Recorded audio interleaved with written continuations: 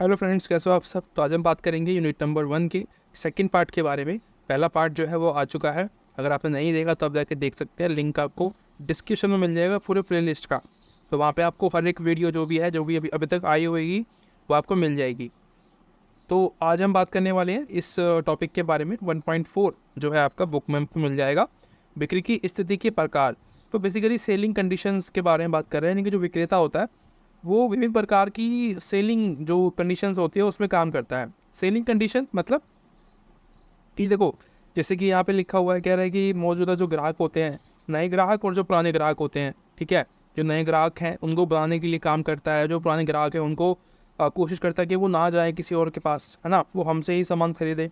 तो उन कंडीशंस में उसको काम करना पड़ता है, जो कि बहुत मुश्किल होती है। उनको बनाए रखना अपने पास, पुराने ग्राहकों को, नए ग्राहकों को अट्रैक्ट करना बहुत ज़्यादा मुश्किल होता है। तो इन कंडीशंस में वो काम करता है। पहली चीज़ हो गई, है ना, उपभोक्ताओं के आधार पे और बाजार के प्रकार के आधार पे, यानी कि मैंने आपको बताया था B2B, B2C और B2B इसके बारे में, यानी कि बिजनेस टू कस्टमर और business to business. Business to customer का मतलब मैंने आपको बताया था कि जब हम सेल करते हैं डायरेक्टली कस्टमर्स को, ठीक है, सामान को, कोई भी चीज़ वस्तु बनाई गई है किसी कंपनी में, किसी ब्रांड ने, तो वो क्या करेगा, डायरेक्टली किसी भी चीज़ को डायरेक्ट लोगों तक पहुंचाएगा, उनको सेल करेगा। तो उसको हम बोलते हैं B2C, ठीक है। जैसे कि एप्पल है, एप्पल का मोबाइल है, तो वो क्या करते हैं, मोबाइल को डायरेक्टली हमको सेल करेंगे, ठीक, कस्टमर को। और B2B का मतलब होता है, जैसे कि अभी सेम एप्पल का एग्जाम्पल ले लेते हैं फिर दोबारा से आईफोन का। तो आईफोन का कुछ पार्ट है, कोई पार्ट जैसे डिस्प्ले है या बैटरी है, तो वो किसी और कंपनी से परचेज़ करेंगे, ठीक है। तो उसको क्या बोलते हैं, B2B, यानी कि बिजनेस टू बिजनेस। तो वो किसी, ये देखो, ये भी एक कंपनी है, वो किसी और कंपनी को या अपना सामान सेल करेंगे या उनसे खरीदेंगे, तो इसको भी हम B2B कहते हैं, ठीक है। B2C कस्टमर को सेल करते हैं, B2B जिसमें हम कंपनी को सेल करते हैं, कंपनी से खरीदते हैं सामान, ठीक है। तो ये जो है होता है, इसके अंदर B2B और B2C में फ़र्क होता है। तो ये इस कंडीशन में भी काम करता है व्यक्तिगत जो विक्रेता होता है ये, ठीक है। बाजार के जो प्रकार है उसके आधार पे काम करता है, ये भी बहुत मुश्किल होता है।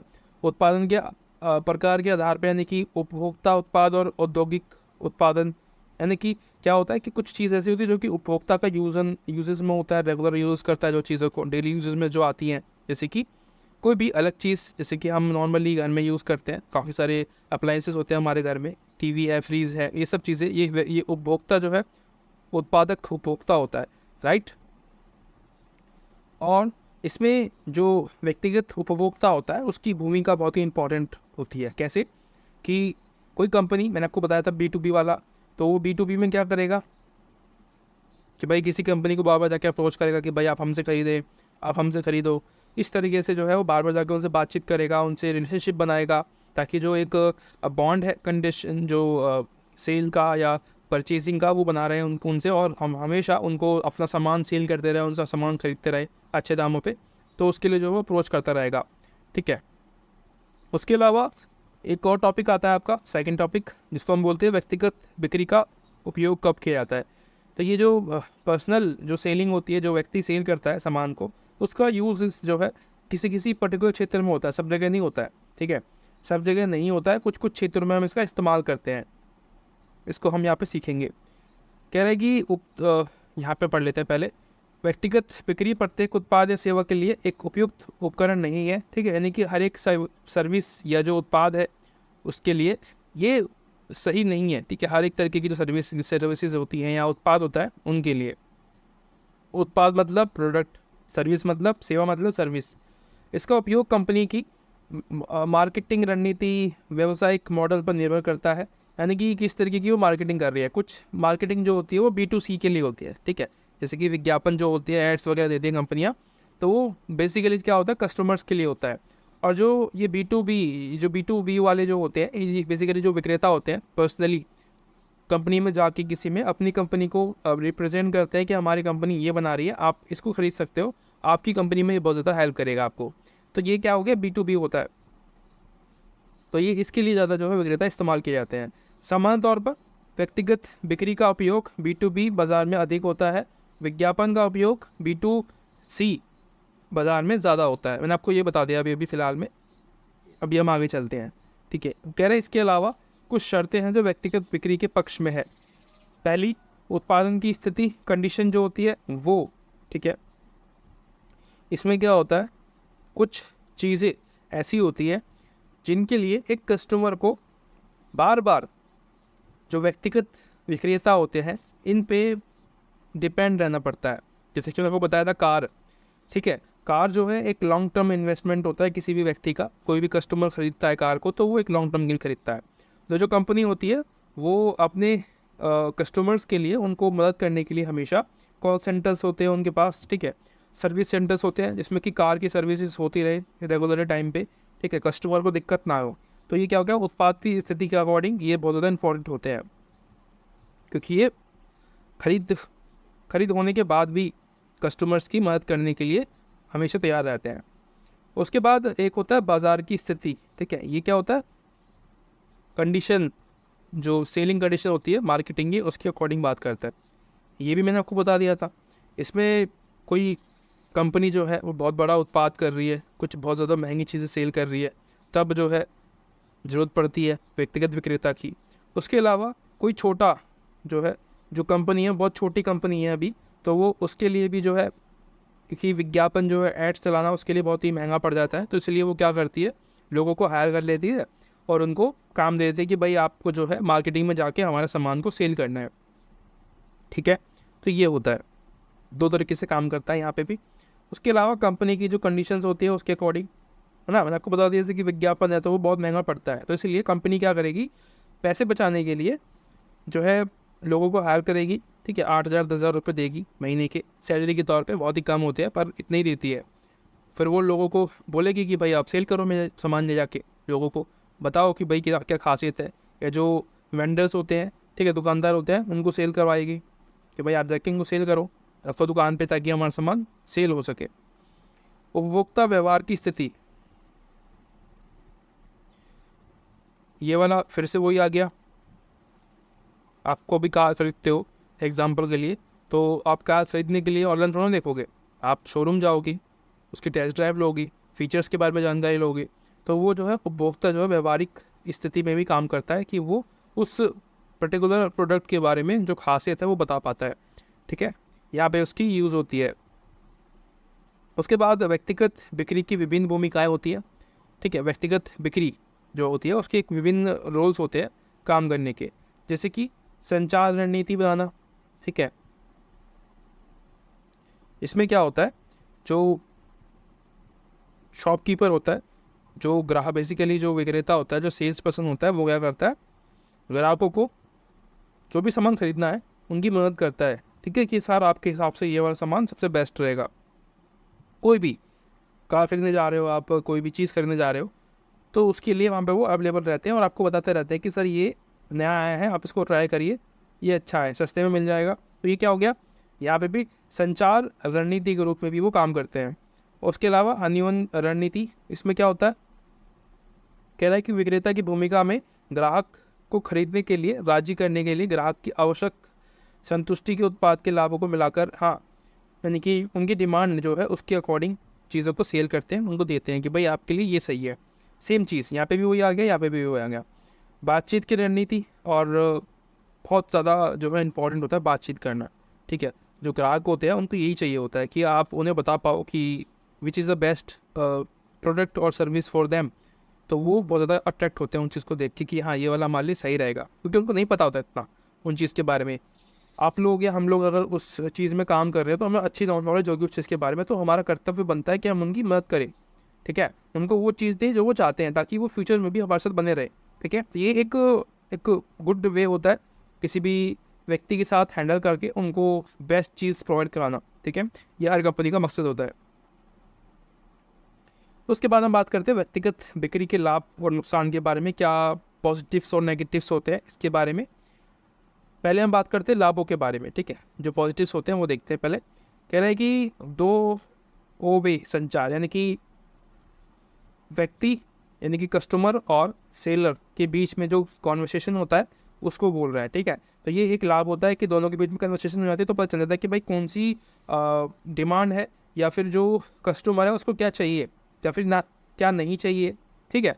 काफ़ी फ़ायदा होता है इससे। संचार में लचीलापन रहता है। जब भी आपका मन करे आप जाके पूछताछ कर सकते हो कि भाई which is best for me. ठीक है, कंपनी के शोरूम में जा रहे हो आप, किसी भी कार की कंपनी खरीदने, कंपनी खरीदने की बात कर रहा हूँ, कार खरीदने की बात करते हैं जब हम, तो आप कभी भी खुद ही रहते हैं। शोरूम जो होते हैं उनका टाइमिंग होती है, वो हमेशा आपके लिए अवेलेबल रहेंगे, और जब भी आप जाओगे आपसे पूछताछ करेंगे कि भाई आपको क्या चाहिए। ठीक है, लचीलापन रहता है। और लक्षित ग्राहकों पर तीव्र ध्यान आपके साथ, इसमें ये भी होता है, वो कन्वर्सेशन में कॉल के द्वारा भी आपके साथ जुड़े रहते हैं। ठीक है, कॉलिंग करते रहेंगे आपको बार बार कि आप सर आप खरीद रहे हो, आप आ जाओ, आप सामान रेडी है, आपका कार रेडी है, जो भी है, जब आप खरीदने जाते हो तो वो आपको अप्रोच करते हैं बाबा कि आ जाओ सर आपका रेडी है सामान। लक्षित ग्राहकों पर तीव्र ध्यान, यानी कि जो टारगेट ऑडियंस होती है उन पर ध्यान रखा जो है, ये लाभ का काम होता है, वो रखते हैं। और व्यक्तिगत ध्यान, विस्तृत प्रस्तुति, यानी कि किसी पर्टिकुलर, जैसे कि मैं एक सेल्स पर्सन हूँ तो मेरा जो कोई कस्टमर जो नया बनाया है तो मैं उस पर ध्यान रखूँगा कि यार ये जब भी आएगा मैं इससे बात करूँगा। क्योंकि क्या होता है, बहुत सारे लोग होते हैं कंपनी में काम करने वाले। ठीक है, जैसे कि शोरूम की कंपनी है, शोरूम है, ठीक है, शोरूम है तो उस पर कार खड़ी हुई है बहुत सारी, तो लोग खरीदने के लिए आ रहे हैं। तो एक कस्टमर जो मैंने बनाया है पहले ही, तो मैं कोशिश करूँगा कि वो बाद में आए तो मुझसे ही बात करे। ठीक है, अगर वो किसी और से बात करता है, शायद उसे वो पसंद ना आए व्यक्ति, वो कार खरीदना जो है वहाँ पे मना कर देगा कि मैं नहीं खरीद रहा। ठीक है, तो उससे क्या होता है कि सेल्स खराब होगी। इसलिए मैं कोशिश करूँगा कि वो मेरे से बात करे। ठीक है, तो ये जो व्यक्तिगत ध्यान इस पर रखा जाता है। तत्काल प्रतिक्रिया होती है। ठीक है, कि भाई फीडबैक मिल जाता है आपको कि कार खरीद रहा है कोई व्यक्ति, क्यों नहीं खरीद रहा है ना। कार के लिए ही नहीं है सब कुछ, कोई जो भी सामान आप सेल कर रहे होंगे सेल्स पर्सन के तौर पे, तो उसके लिए मैं बता रहा हूँ। ठीक है, ये एग्जांपल ले रहा हूँ बाबा कार का, ताकि आपको समझ में आ जाए कॉन्सेप्ट।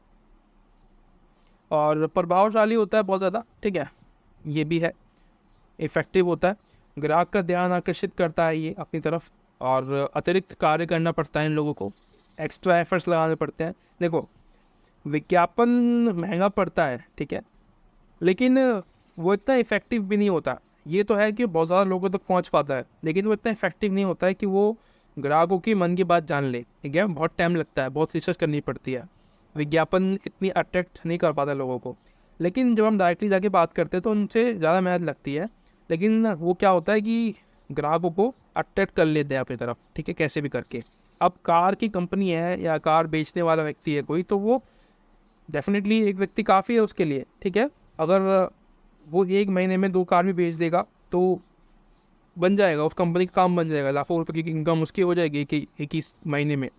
तो ये है, मैंने आपको बताया ना अभी कि बड़ी बड़ी कंपनियां यूज़ करती हैं, या फिर जो बहुत छोटी कंपनी है, ठीक है, जिन्होंने अभी स्टार्टअप यूज़ किया है, जो कि इतना खर्चा नहीं उठा सकती कि भाई विज्ञापन लगाए, एड्स लगाए, तो उनके लिए भी ये इंपॉर्टेंट सही होता है।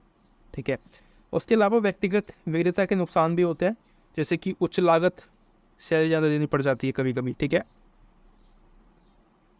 सैलरी बहुत ज़्यादा खर्चा भी आता है।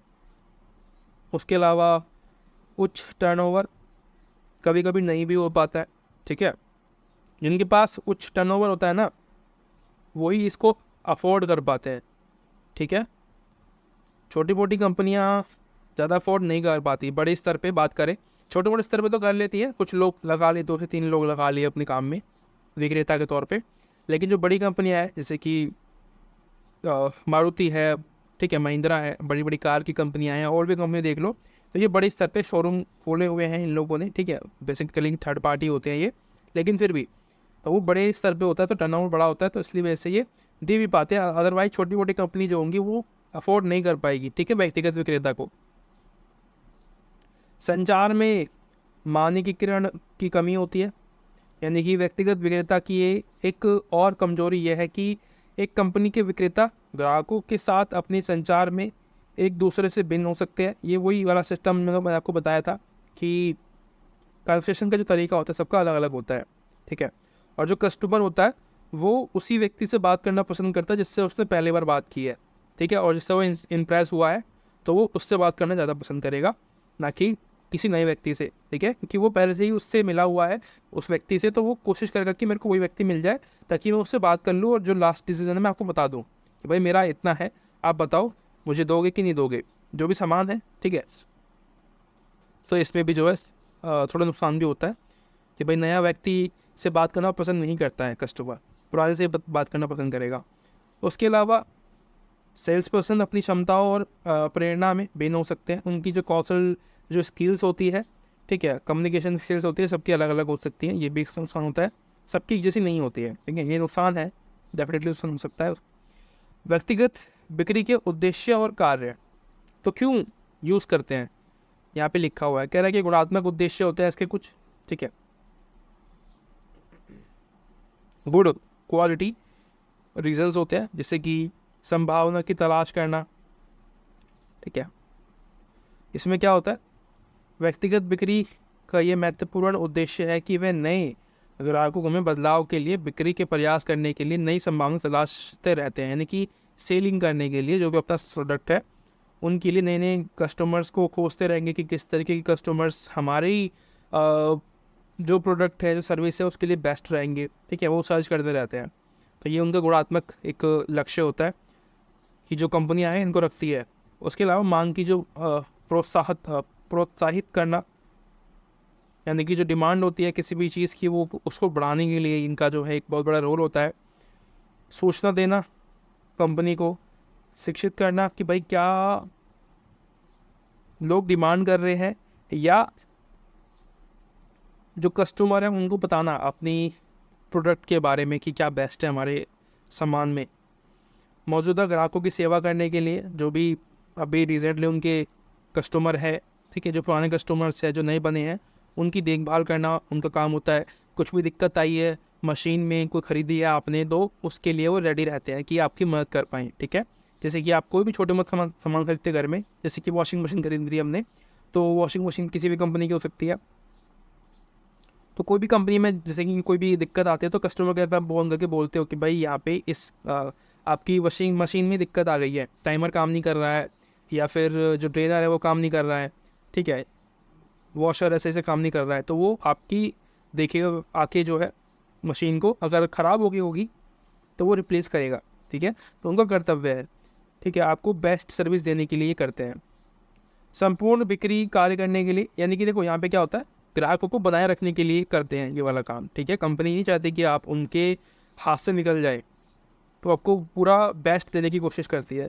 संपूर्ण बिक्री कार्य के लिए जो भी चीज़ें हैं उसको सेल करने के लिए ग्राहकों के साथ दीर्घकालीन संबंध विकसित करना, लंबे समय के लिए जो रिलेशनशिप है वो बना के रखना, बाज़ार की जानकारी एकत्रित करने और रिपोर्ट करने के लिए, ब्रांड छवि को मजबूत करने के लिए, जो ब्रांड जो इमेज होती है उसको अच्छा करने के लिए काम करते हैं। बाज़ार में नए उत्पाद की लॉन्चिंग करने में मदद करते हैं।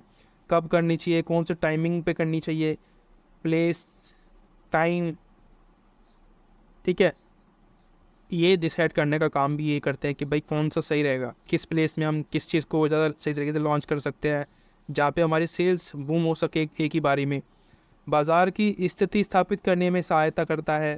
कंपनी में बिचौलियों को सहायता प्रदान करता है, ठीक है, जो ब्रोकर्स होते हैं उनको। मात्रात्मक उद्देश्य होता है कुछ, हमने पढ़ लिया गुणात्मक, अब देखते हैं मात्रात्मक। मात्रात्मक मतलब क्वांटिटी, ठीक है, क्वांटिटी में सेलिंग, जो उसका जो रीज़न होता है वो क्वांटिटी में सेलिंग भी होता है। हमने गुड देख लिया कि क्या क्या उसके अंदर क्वालिटीज़ होती है। अब बात करते हैं मात्रा में कैसे, क्या उद्देश्य होता है उसके। एक कह रहा है कि एक निर्दिष्ट बिक्री मात्रा प्राप्त करने के लिए ये होता है इंपॉर्टेंट, यानी कि मेरे पास 10 कस्टमर्स हैं, तो ये क्या हो गया, एक निश्चित मेरे पास कस्टमर सपोर्ट है कि भाई मेरे पास इतने लोग हैं खरीदने के लिए मेरा सामान, ठीक है, मेरे पास इतने रॉयल कस्टमर्स मेरे पास अवेलेबल हैं, इसको बोलते हैं। उसके अलावा लाभ के उद्देश्यों में योगदान करने के लिए उत्पादों के उचित मिश्रण को बेचने के लिए विभिन्न उत्पादों की दृष्टि संख्या में बिक्री की मात्रा प्राप्त करना, व्यक्ति बिक्री व्यय को निर्दिष्ट सीमा के भीतर रखना, ठीक है, यानी कि जो उनका जो पैसा है उनको वेस्ट बिना करना देना चाहिए कि भाई कस्टमर को अच्छा लगे, एक ट्रस्ट बने आप पे कि हाँ आप उनकी पैसों की भी कीमत कर रहे हो, ठीक है। तो ये भी जो है इम्पॉर्टेंट होता है। बाज़ार के एक निर्दिष्ट हिस्से को सुरक्षित बनाए रखना, ठीक है, यानी कि भाई ये वाली मार्केटिंग मेरी है, यानी कि जैसे कि मारुति कार है तो मारुति की एक अलग मार्केट है, ठीक है, उसकी एक अलग रॉप है मार्केट में, तो वो क्या हो गया, निर्दिष्ट हिस्सा है, एक पार्ट है उसका पूरी मार्केट में कि वो जमा के बैठा हुआ है वहाँ पे। दीर्घ श्रेणियों के कुछ नए ग्राहक प्राप्त करना, ठीक है, नए नए कस्टमर्स गेन करना हर बार, हर दिन, हर महीने, हर साल, ये भी है। ये उसके मात्रात्मक गुण होते हैं, उद्देश्य होते हैं। उसके बाद जो टॉपिक्स कुछ बच रहे हैं अभी तक, उनको हम लास्ट वीडियो में करेंगे। 20 मिनट की अभी भी हो गई है। मिलते हैं अगली वीडियो में, तब तक के लिए thank you so much, bye bye.